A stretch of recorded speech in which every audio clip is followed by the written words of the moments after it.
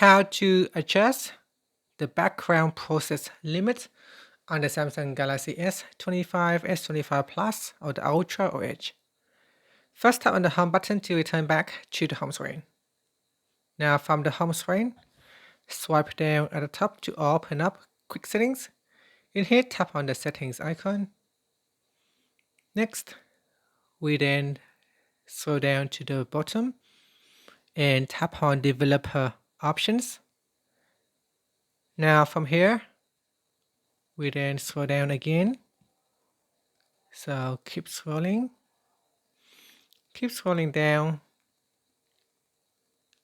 And then once you get to the apps section, tap on background process limit.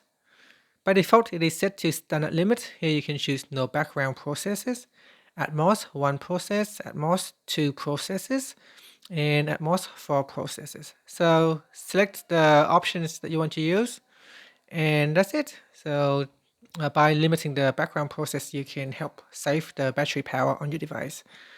And finally, you can tap on the home button to return back to the home screen. Thank you for watching this video.